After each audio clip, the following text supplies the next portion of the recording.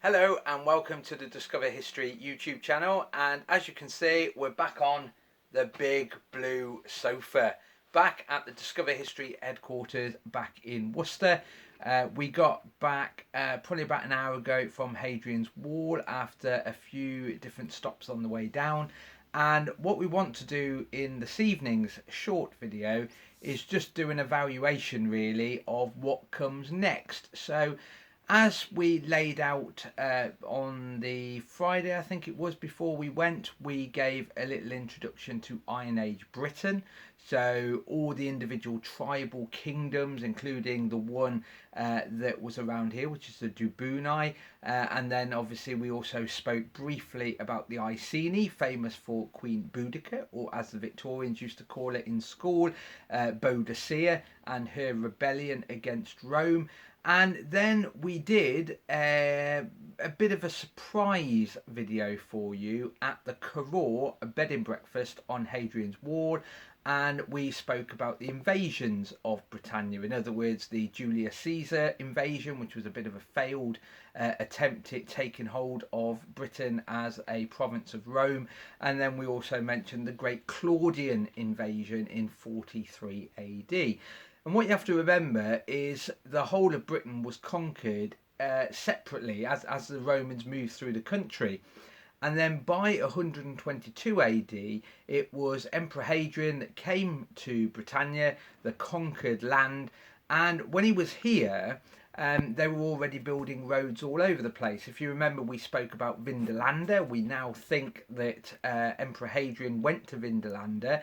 And what you have to remember is that is on one of the main roads called Staingate, or Staingate Street.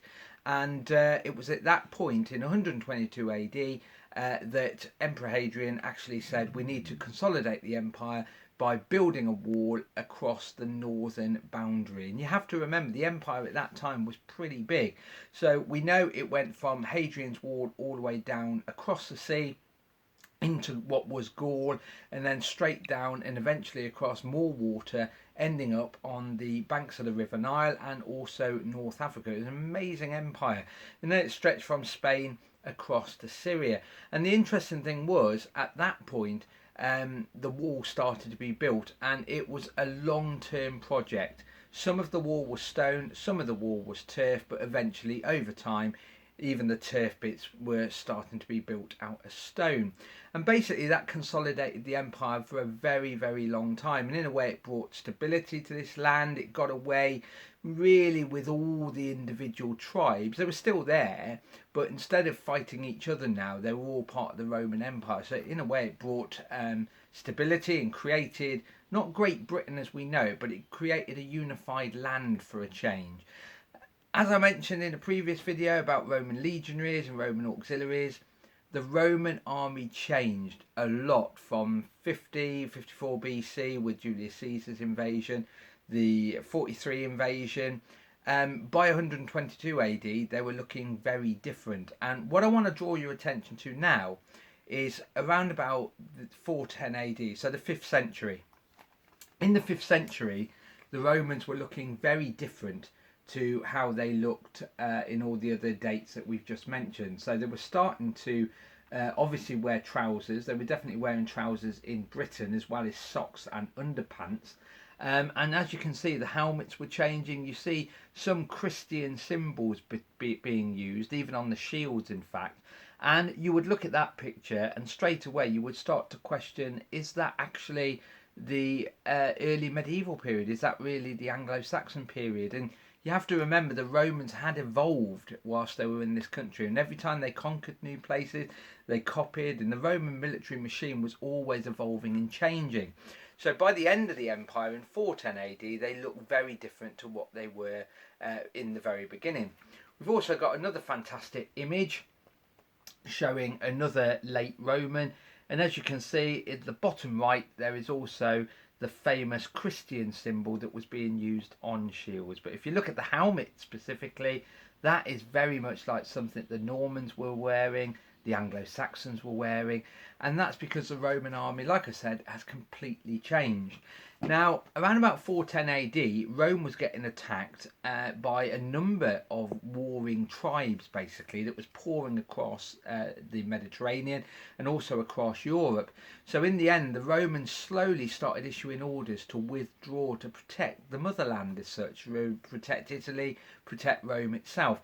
So over a long period of time, it's not literally overnight, from about 410 AD, Roman units start to pull away from the borders. So obviously they start to come away from places like North Africa and Egypt and so on.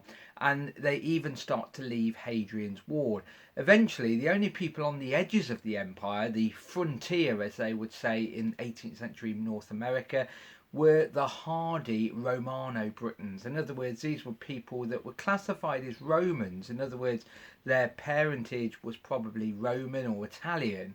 But the actual people themselves were born in the land of Britannia, the province of Britannia. So they were pretty much Romano-Britons. And some of those were living in some of the villas, some of them were living in parts of Hadrian's Wall, in fact. But eventually, we then start getting invasions. In a way, when the Roman Empire starts to collapse, it creates a vacuum. And that's when we start seeing invasions from places in Northern Europe. So we get the invasions by the Jutes, and I always mention those because they're very rarely mentioned. We also get the invasions by the Angles, we also get the Saxons come along, and then eventually we get this Anglo-Saxon war band comes along, and the whole of the Britannia coastline is attacked. And the problem is, the Roman forts on the coast and even on Hadrian's Wall are also being attacked. And we also have issues with the tribes north of the wall. They actually start raiding down as well. So they start coming over the wall. They start coming through the fortifications that we were looking at all last week. And it is really a horrible time. I've always told people, especially children, the age you don't want to be in Britain is at the end of the Roman Empire. It's a terrifying age where there's lots and lots of attacks going on all over the place. And in a way, that starts us into a new period of history, which is always now called the early medieval. Years ago, it was often referred to as the Dark Ages, mainly because it was a period we knew nothing about. But obviously, we know a lot more about it today through art, through archaeological finds and things like that. Now, this is worth showing you because if you remember when we spoke about the Vicus, this village outside the fort, all over the country there were these Roman fortifications, and Vicuses has actually grown up. And this is an Anglo-Saxon burg or burh. And as you can see from it, it looks pretty identical to a Roman fortification. We have earthworks and ditches, we've got the ramparts as well, timber work, and you've also got these different gates, a north gate, a south gate, east and west. So it's a nice tie-in from what we were talking about with Roman fortifications just the other day. And like I said, that is then the age of the early medieval, and it's the Anglo-Saxons who are the predominant people that settle over here alongside the Romano-Britons, and eventually it's the Anglo-Saxons that turn this land into what is often referred to as Angleland, home of the Angles. And then that leads us on to later on the trading with the Vikings, and then eventually the raiding of the Vikings in 793, and then that all comes to an end in 1066 where we start the Norman period, which is often referred to as the true medieval period, 1066 really to the Battle of Bosworth in 1485. So hopefully you've enjoyed our videos on our Discover History tour of Hadrian's Wall. And we're not going to do all our videos from the comfort of this sofa. Now the lockdown is easing, you will find us out and about. So we may be recording in the city centre of Worcester. We may pop off somewhere else, maybe pop to Pershore, or maybe Evesham to have a look at the battlefield at Evesham. So keep a lookout for these videos. We will continue them, one every single day. And we would like you to subscribe and make sure you let us know what you want to see. This is as much your channel as it is ours. Anyway, stay safe. Hope you've not got too wet today, and we'll see you soon. Bye bye.